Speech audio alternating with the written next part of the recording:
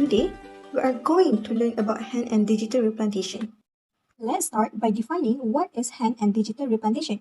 Replantation is the reconstruction of an amputated portion of the upper extremity secondary to trauma. The ultimate goal of replantation is the restoration of normal hand or digital function. Thus, replantation success is not solely related to the outcome of the microvascular anastomosis, but also the adequacy of the bone, tendon, skin, and nerve repairs. Prevalence of hand and digital replantation in Asia.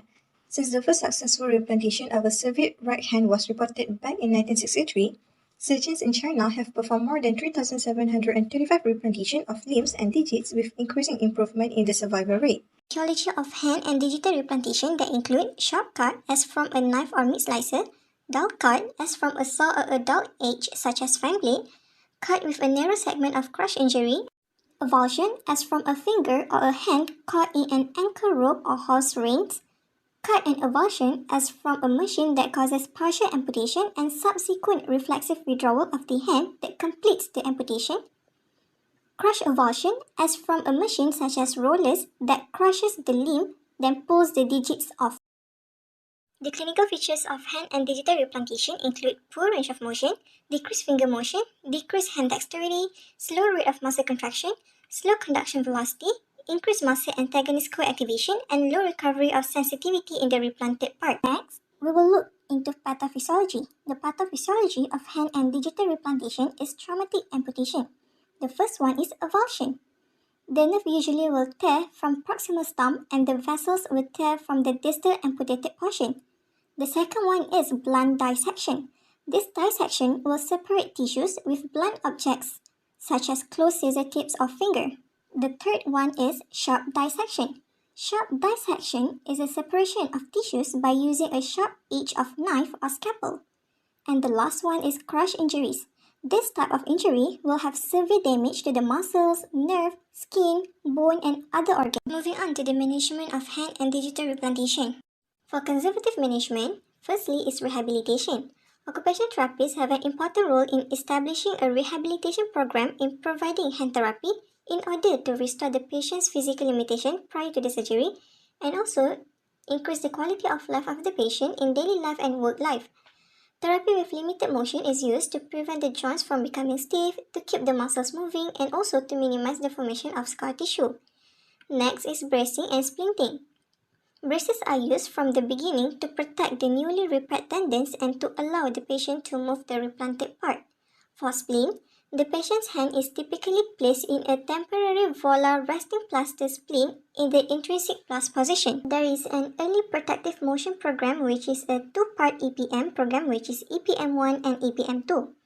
EPM1 to protect all repaired structures, maintain and improve metacarpophalangeal collateral ligament length, prevent joint stiffness, control edema, monitor wound care, educate the patient, and aid in psychological adjustment to disease.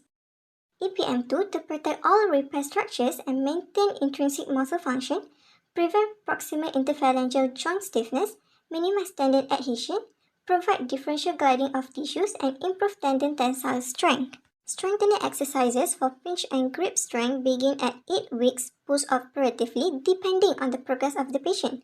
And lastly is education. Educate the patient to quit smoking by explaining to the patient the benefits of quitting and highlighting the benefit to increase the rate of survival or successful replantation. For the surgical management, firstly is upper extremity replantation. This procedure helps restore hand function that is difficult to match by any secondary procedure to provide functional outcome that allow purposeful utilization of the digit with adequate stability, range of motion, and sensibility. The next surgical management is tendon or muscle transfer. It moves tendons or muscles to an area that needs the tendon or muscle more. And lastly is nerve grafting. It replaces a scarred nerve or a gap in the nerve to improve how the nerve works. The prognosis of hand and digital replantation. The table summarizes the impact of time and replant viability, where the unsuccessful replantation includes poor functional outcome, joint stiffness, malunion, and more. Non-smokers have a higher rate of successful replantation compared to those who smoke.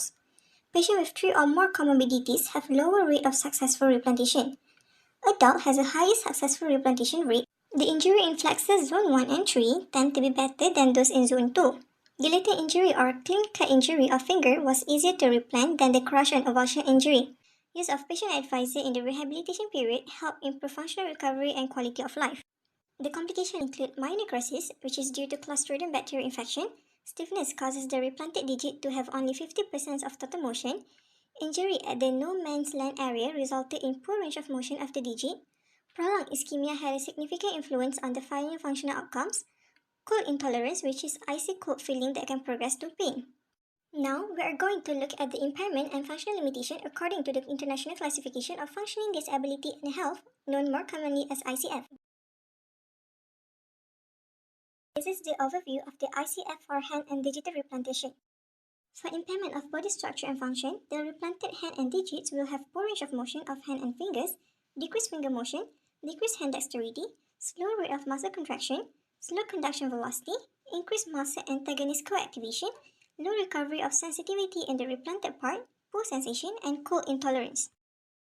In activities limitation, firstly, in dressing activity, the person will have a problem buttoning up their shirt, difficulties in pulling pants up and down, zipping and unzipping pants, and also have problems in tying shoelace. In the writing activity, if the hand affected is their dominant hand, they might not be able to grip a pen or pencil properly to write. While preparing a meal, they cannot squeeze open a jar or use a can opener to open canned food. When gardening, they may have a problem in using a hoe to loosen soil or chop weed as it requires the person to use both hands to hold the hoe stick. For participation restriction office work, the person may have a problem doing work like typing emails and writing reports, which they tend to finish their work slowly, thus affecting their work productivity. In industrial work, a person with a replanted finger may have a problem handling machines that require two hands such as chainsaw. In the household aspect, the person may have a problem washing dishes as it requires them to use one hand to soak the plate using a sponge and the other hand to hold the plates. In sport, a netball player will have a problem gripping the balls while trying to shoot goals